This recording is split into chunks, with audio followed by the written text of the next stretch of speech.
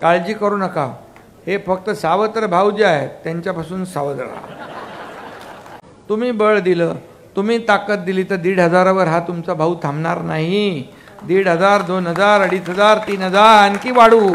लोकांना मी किती लोकांना भेटतो, हजारो लोकांना दररोज भेटतो, त्यांच्याशी संवाद साधतो. कारण आता जाता येता कुठेही सेल्फी काढ, हे अरे पहिला कधी मुख्यमंत्री या ठिकाणी मुख्यमंत्री म्हणून कधी आजूबाजूला देखील पोलीस फटकून देत नव्हते. पोलिसांना मी सांगितलंय, माझी चिंता करू नका, माझं सुरक्षा कवच हे शिवसैनिक आहेत, कार्यकर्ते आहेत. जय भवानी. हिंदू हृदय सम्राट बाळासाहेब ठाकरे यांचा, धर्मवीर आनंद दिघे साहेबांचा. आज हिंदू हृदय सम्राट बाळासाहेब ठाकरे स्मृती उद्यान या उद्यानाचं लोकार्पण झालेलं आहे आणि मी तुम्हाला शुभेच्छा देतो या लोकार्पण प्रसंगी सर्वांना, उपस्थितांना. आणि आजच्या या उद्घाटन सोहळ्याला उपस्थित पालकमंत्री दादा भुसेजी, सिडकोचे अध्यक्ष आमदार संजय शिरसाट, आमदार किशोर दराडे, बबनराव घोलप, अजय बोरस्ते, हेमंत गोडसे, बाऊलाल तांबडे, अनिल डिकले, विजय करंजकर, राजू अण्णा लवटे, जयंतजी साठे, दिगंबर मोगरे, गणेश कदम. व्यासपीठावर खूप माणसं आहेत, मेंगाळ वगैरे सगळे आहेत, सगळ्या सर्व मान्यवर. कारण व्यासपीठ आपलं मजबूत आहे आणि समोरही आपलं कार्यकर्ते मजबूत आहेत. आजच्या या प्रसंगी सर्व उपस्थित बाळासाहेबांवर प्रेम करणारे कार्यकर्ते, शिवसैनिक बांधव, भगिनी आणि पत्रकार मित्रांनो, खरं म्हणजे प्रभू रामाच्या पदस्पर्शाने पावन झालेल्या या नाशिकच्या भूमीत हा आनंद सोहळा या ठिकाणी होतोय. याचा आनंद आपल्या सगळ्यांच्या सोबत मलाही आहे. आणि बाळासाहेबांचे विचार, बाळासाहेबांचा ध्यास, बाळासाहेबांचं जे काही कार्यकर्तृत्व, त्यांनी काढलेली रेखाटलेली व्यंगचित्र, ज्याने भल्या भल्याना घाम फोडला त्या काळामध्ये, ती सर्व व्यंगचित्र देखील, ते फोटो आज या ठिकाणी अजय बोरस्ते यांच्या प्रयत्नाने या बाळासाहेब ठाकरे स्मृती उद्यानामध्ये आपण पाहतोय. आणि खऱ्या अर्थाने खुलं नाट्यगृह आहे, सुसज्ज वाचनालय आहे, नव्या पिढीसाठी ई वाचनालय आहे, तरुण उद्योजकांसाठी उपयोगी सॉफ्ट स्किल ट्रेनिंग सेंटर आहे, उत्तम कलादालन होतं आहे, साहसी खेळांचा समावेश. मगाशी मला अजय बोरस्ते यांनी दाखवलं की देशामध्ये मोठं होईल अशा प्रकारचं ॲडव्हेंचर पार्क हे देखील या ठिकाणी होतं आहे आणि त्याचं कामही इथं सुरू आहे. आणि म्हणून हे सर्वांना उपयोगी, अगदी लहान मुलांपासून तरुणांपासून वयोवृद्धांपर्यंत, माझ्या लाडक्या बहिणींसाठी, सगळ्यांसाठी, लाडक्या भावांसाठी, सर्व युवकांसाठी हे उद्यान जे आहे हे अतिशय प्रेरणादायी ठरेल. आणि बाळासाहेब जर असते तर हे उद्यान पाहून त्यांना खूप आनंद झाला असता आणि त्यांनाही वाटलं असतं अजय बोरस्तेसारखा शिवसैनिक हे काम करू शकतो आणि शिवसेना हे काम करू शकते. आणि म्हणून अजय बोरस्ते आणि त्यांचे सर्व सहकारी, ज्यांचा हातभार या उद्यानासाठी लागलेला आहे, ज्यांचं योगदान या उद्यानासाठी लाभलेलं आहे, त्या सगळ्यांचं मनापासून मी अभिनंदन करतो. मनापासून आपल्याला खूप खूप शुभेच्छा देतो. खरं म्हणजे गोदावरीच्या तीरावर 7.5 एकर जमीन आहे. 7.5 एकर जमिनीमध्ये आज जागतिक दर्जाचं हे स्मारक होतंय. आणि खऱ्या अर्थाने या उद्यानामुळे नाशिकच्या शिरपेचामध्ये आणखी एक मानाचा तुरा खोवला जाणार आहे. आणि म्हणूनच अशा योजना ज्या राबवत असताना शहराच्या विविध भागांमध्ये विरंगुळ्यासाठी हक्काची ठिकाणं निर्माण करणं गरजेचं आहे. फक्त चांगले रस्ते, उड्डाणपूल, मेट्रो आणि पायाभूत सुविधा एवढ्यापुरतं मर्यादित न राहता, म्हणजे कॉन्क्रीटचे प्रकल्प म्हणजे विकास असं होत नाही. त्यासाठी सर्वसमावेशक सगळ्यांना या धकाधकीच्या आयुष्यामध्ये आपण पाहतोय, काही क्षण, काही मिनटं, काही तास जर विरंगुळ्यासाठी आपण उपलब्ध करून दिली तर मला वाटतं नागरिक आपल्याला दुआ दिल्याशिवाय राहणार नाहीत. कारण ही खऱ्या अर्थाने ही आपली फुफ्फुसं आहेत आणि हे ऑक्सिजन सेंटर आहेत, ऑक्सिजन पार्क आहेत. कारण झाडं, इथे झाडं आहेत, सर्व आहे आणि सगळ्याच बाबतीमध्ये परिपूर्ण हे उद्यान होईल अशा प्रकारची मी आशा व्यक्त करतो आणि विश्वास व्यक्त करतो. इथं विकासासोबतच कला, सांस्कृतिक, क्रीडा आणि विकासाला प्रोत्साहन देणारं हे खऱ्या अर्थाने स्मारक होईल. आणि म्हणूनच इथे मगाशी म्हटल्याप्रमाणे क्रीडांगण आहे, कलादालन आहे, नाट्यगृह आहे आणि विरंगुळ्याची जी काही साधनं आहेत ती सर्व साधनं या ठिकाणी उपलब्ध होतील. नक्की यामध्ये आपल्याला मी विश्वास देतो. अगदी सर्व लहान मोठ्या शहरांचा विकास आराखडा तयार करताना यामध्ये मी नेहमीच सांगतो, मी नगरविकास मंत्री असल्यापासून, आता मी मुख्यमंत्री असलो तरीसुद्धा मी एक सर्वसामान्य माणूस, त्याला काय लागतं.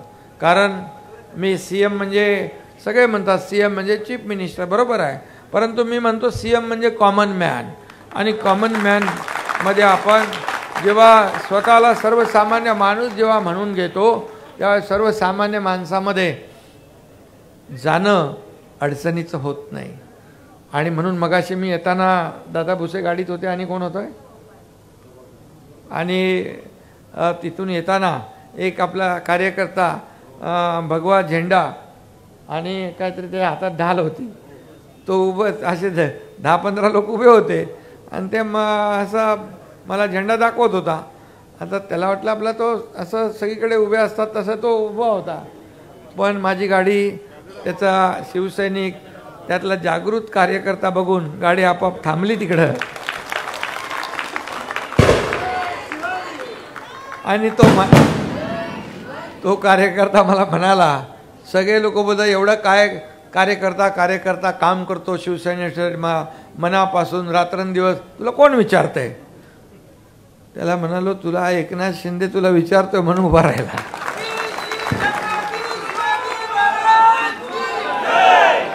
शेवटी तुम्ही कार्यकर्ते आहात, तुम्ही माझे सर्व कार्यकर्ते आहात म्हणून हा तुमचा एकनाथ शिंदे तुमच्या समोर उभा आहे.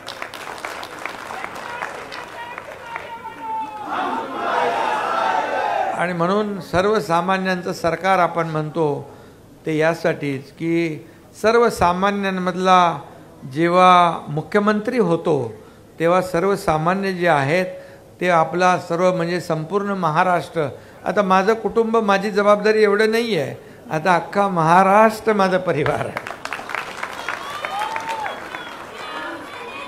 आणि बाळासाहेब म्हणायचे कार्यकर्त्या घरात नाही तर लोकांच्या लोकांच्या दारात शोभून दिसतो, कारण सेवा करायची असते, लोकांचं काम करायचं असतं. आणि म्हणूनच मी आपल्याला सांगतो की जेव्हा आपल्याला एखादं जबाबदारीचं पद मिळतं, या राज्याचं प्रमुख पद मिळतं, नगरविकास मंत्री होतो त्यावेळेस मी खूप काम केलं. नगरविकास विभागामध्ये अनेक नियम बदलून टाकले, जे लोकांच्या हिताचे निर्णय घेतले. नियम काय कागदावर ठेवण्यासाठी नसतात, नियम राबवण्यासाठी असतात, नियम लोकांच्या फायद्यासाठी असतात. त्यासाठी कायदा आवश्यक पडला तर बदलावा लागतो, नियम बदलावे लागतात. ते या एकनाथ शिंदेने बदलले. आणि म्हणून आपल्याला सांगतो, जेव्हा गरज होती त्यावेळेस सरकार बदलण्याची गरज होती, तेव्हा एकनाथ शिंदेने सरकार देखील बदलून टाकलं. तर बाळासाहेबांचा, धर्मवीर आनंदीगे साहेबांचा शिवसैनिक आहे. आणि म्हणून माझ्यासोबत त्यावेळेस दादा भुसे मंत्री होते, अनेक मंत्री होते, संजय शिरसाट आमदार आणि अनेक लोक. त्यांनी काही विचार केला नाही. लोक सत्तेच्या दिशेने जात असतात, आम्ही सत्तेच्या विरुद्ध दिशेने उतरलो, कारण आम्ही 7-8 मंत्री होतो. आम्ही विचार केला नाही मागचा पुढचा काय होईल, परंतु आम्हाला कळलं की आता निर्णय घेणं गरजेचं आहे. शिवसेना वाचवण्यासाठी, धनुष्यबाण वाचवण्यासाठी, शिवसैनिकाचं खच्चीकरण थांबवण्यासाठी आम्ही धाडस केलं आणि उठाव केला आणि तो सर्वसामान्य लोकांनी स्वीकारला. आणि आमच्या पाठीशी आज हजारो लाखो कार्यकर्ते आज या महाराष्ट्रातून येत आहेत. याचं कारण अजय बोरसे यांनी सांगितलं. भूमिपूजन अरे आपला सरकार असताना बाळासाहेबांच्या स्मारकाचं भूमिपूजन करू शकत नाही. याच्यापेक्षा काय असू शकतं. त्यामुळे हा एकनाथ शिंदे शिवसैनिक आहे हे बाकी सगळं बाजूला करायला लागतं आपल्याला. आणि बाळासाहेबांच्या बद्दल तर कुठली तडजोड कधी आम्ही केली नाही, करणार नाही. आणि म्हणून अजय बोरसे यांचं अभिनंदन मी यासाठी करतो. त्यांनी सांगितलं की मी यामुळे हे जे आज एकनाथ शिंदेंनी त्यावेळेस केलं, धाडस दाखवलं, त्यासाठी त्यांच्यासोबत आहे. कारण हा मला काही वैयक्तिक स्वार्थ नाही. मला काय मिळेल यापेक्षा मी समाजाला काय देणार आहे, मी या देशाला काय देणार, राज्याला काय देणार आहे, हे पाहून आम्ही काम करणारे लोक. ही देना बँक आहे, लेना बँक नाही. आणि त्यामुळे तुम्हाला सांगतो, हे तुम्हाला जेवढं देता येईल समाजासाठी, या राज्याच्या विकासासाठी. आज तुम्हाला मी सांगतो, आज नाशिकमध्ये जी विकास कामं, रस्ते होत आहेत, फ्लायओव्हर होत आहेत, मेट्रोचं काम सुरू होईल, रेल्वेचं काम आपण मंजूर केलं आहे. पुणे असेल, नाशिक असेल, ठाणा असेल, मुंबई, रायगड, संपूर्ण महाराष्ट्र, नागपूर मुंबई समृद्धी महामार्ग, असे अनेक प्रकल्प आपण केले.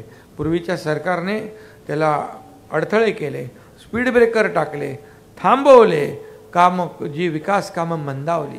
परंतु आपण 10-20 वर्ष मागे गेलो असतो. आणि म्हणूनच आपण निर्णय घेतला की या राज्याला विकासाकडे न्यायचं असेल.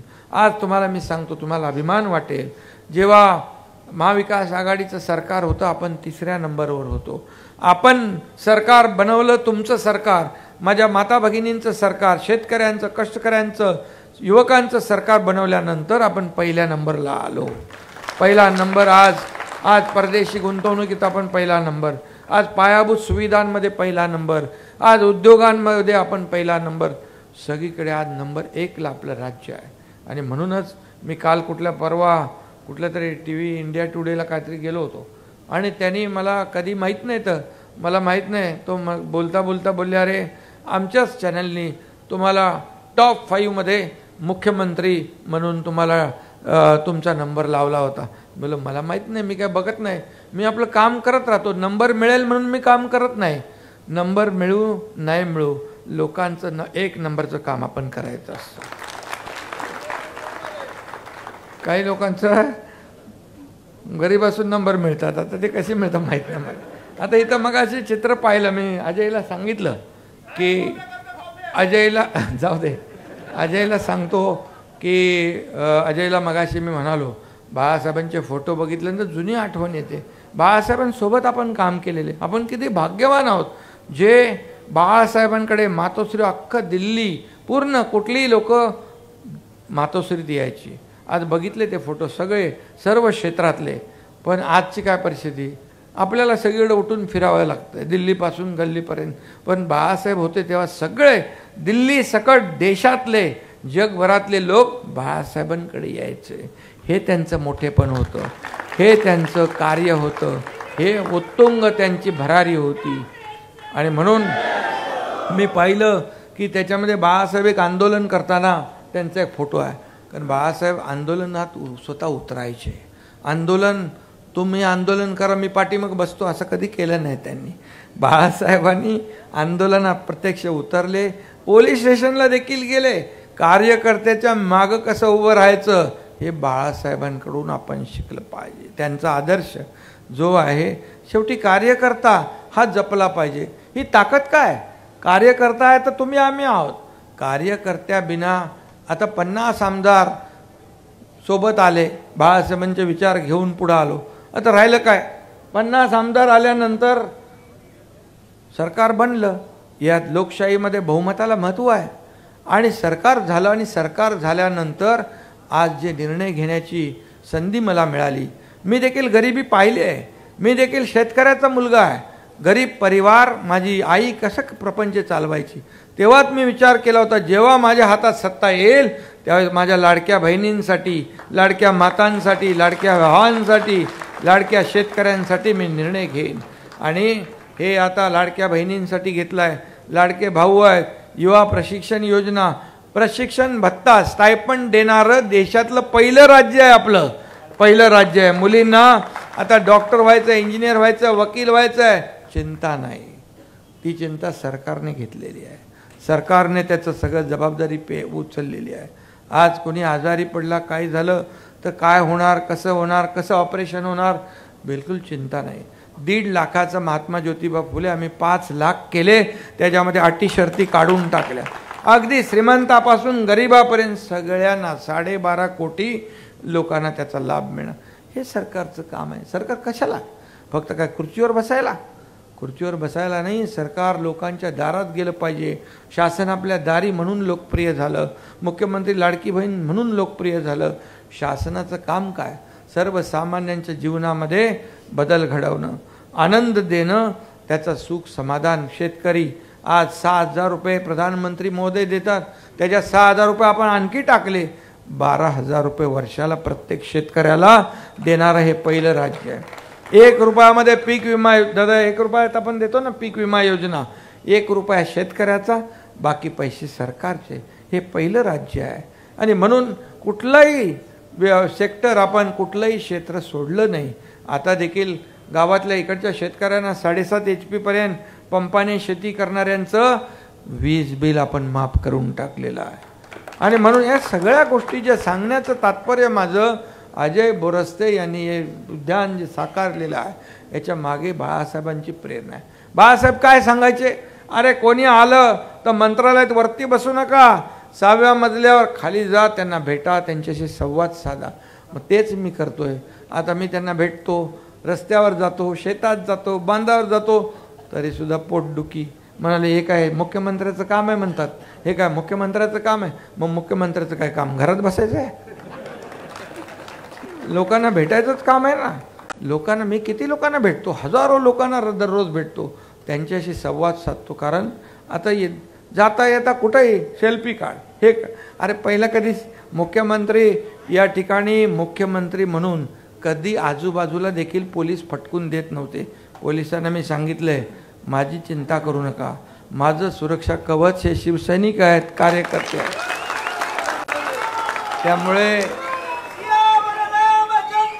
त्यामुळे आपल्याला मी एवढंच सांगतो की आपण जे सिडकोचं फ्री होल्ड जमीन आहे ना, फ्री होल्ड जमीन संजय शिरसाट घर सिडकोतली घरं जी आहेत ती फ्री होल्ड करायची आहेत, तर तुम्ही तो प्रस्ताव तात्काळ आणा आणि तो मंजूर करून घ्या. दुसरं, घरपट्टीचा जो विषय आहे, निवासी, व्यापारी आणि उद्योग, घरपट्टी लवकरच तुम्हाला गुड न्यूज देऊ आणि आपल्याला ती देखील जी मागणी आहे ती देखील आपण मान्य करू. आणि त्याचबरोबर व्हर्च्युअल काय सांगितलं मगाशी तुम्ही, व्हर्च्युअल म्हणजे बाळासाहेबांचे एक ते होलोग्राम सारखं जे असतं त्यामध्ये, आणि ऑडिओ व्हिज्युअल जे आहे त्याला 10 कोटी रुपये, तुम्हाला 10 कोटी रुपये त्याला देण्या जी मागणी आहे ते 10 कोटी रुपये देखील अजय तुम्हाला दिले जातील, ती काळजी करू नका. त्याचबरोबर बगूर सावरकर, स्वातंत्र्यवीर सावरकरांचं जे काही जन्मगाव आहे विजय आप्पा, आणि म्हणून आपण जे काही तिथं तुमचीच आहे ना ती काहीतरी कमिटी नगरपालिका, आणि त्यासाठी देखील आपण 40 कोटी मंजूर केलेले आहेत. त्यातले 15 कोटी रुपये आपण ऑलरेडी दिलेले आहेत, तो देखील निर्णय घेतला आहे. आणि म्हणून आज मी आपल्याला एवढंच सांगतो की या संपूर्ण जे आता नाशिकचा येण्याचा जो रस्ता आहे त्याचा देखील दादा भुसे इकडे बसलेले आहेत. मी स्वतः एक व्हिजिट घेतलेली आहे. तुम्हाला लवकरच हा नाशिक मुंबई हा रस्ता चांगला चकाचक करून मिळेल, त्यासाठी मी स्वतः लक्ष घालतोय. आणि म्हणूनच तुम्हाला मी आजच्या या बाळासाहेब हिंदुहृदय सम्राट बाळासाहेब ठाकरे स्मारक जे स्मृती उद्यान आहे त्याला शुभेच्छा देतो. इथं काही कमी पडणार नाही. फक्त ह्याचं मेंटेनन्स चांगलं ठेवा, स्वच्छता चांगली ठेवा. येणाऱ्या प्रत्येकाला इथं येऊन बाळासाहेबांना पाहून प्रेरणा मिळाली पाहिजे, ऊर्जा मिळाली पाहिजे. आणि बाळासाहेब काय होते त्यांची कामाची उंची फुटपट्टीमध्ये मोजता येणार नाही. उत्तुंग असं त्यांचं काम होतं आणि त्याचा जी काय प्रेरणा आणि ऊर्जा तरुण पिढीला मिळाली पाहिजे. अशा प्रकारचं आणखी त्याच्यामध्ये काही करता येईल ते करा. पैशाची चिंता करू नका, पैसे तुमचेच आहेत, सरकारचे, तिजोरीचे. आणि म्हणून मी माझ्या बहिणींना काय सांगितलं, काळजी करू नका. हे फक्त सावत्र भाऊ जे आहेत त्यांच्यापासून सावध राहा, कारण त्यांनी पहिल्या दिवसापासून खोडा घातला. आता मी काही जोडाबिडा बोलत नाही. पहिल्या दिवसापासून खोडा, कोर्टात गेले, हायकोर्टला गेले, कोर्टाने फटकारलं. मग नागपूरच्या कोर्टात गेले, ते कोण गेले बघा, आणि तेही बघा, तुम्हाला माहीत पडेल. म्हणून एवढंच मी सांगतो, तुम्ही बळ दिलं, तुम्ही ताकद दिली तर 1,500वर हा तुमचा भाऊ थांबणार नाही. 1,500, 2,000, 2,500, 3,000 आणखी वाढवू. आणि तुम्हाला माझ्या लाडक्या बहिणींना लखपती बनलेलं आम्हाला बघायचं आहे, लखपती बनलेलं. कारण आज मी फक्त घेऊन पैसे खर्च करणाऱ्या बहिणी तुम्ही नाही आहेत, त्याच्यातून आणखी काय करतात, अर्थव्यवस्थेला चालना. बघा, छोटेसे पैसे, परंतु काही लोक म्हणतात एवढ्या पैशांनी का होणार. अरे तुम्ही दिले नाही आणि दिले त्याला एवढ्यांनी का होणार. तुम्ही सोन्याचा चमचा घेऊन जन्माला आले, पैशाच्या राशीत लोळणाऱ्याला 1,500ची किंमत कळणार कशी. आणि म्हणून माझ्या लाडक्या बहिणींना एवढंच सांगतो, तुम्ही चिंता करू नका. विरोधकांनी किती प्रयत्न केले तरी मुख्यमंत्री माझी लाडकी बहीण योजना सुरूच राहणार, ती बंद करण्याची ताकद कुणाच्यात नाही. आणि म्हणून तुम्हाला खूप खूप शुभेच्छा. धन्यवाद. जय हिंद, जय महाराष्ट्र. तुम्ही पाहत आहात विस्टा न्यूज मराठी.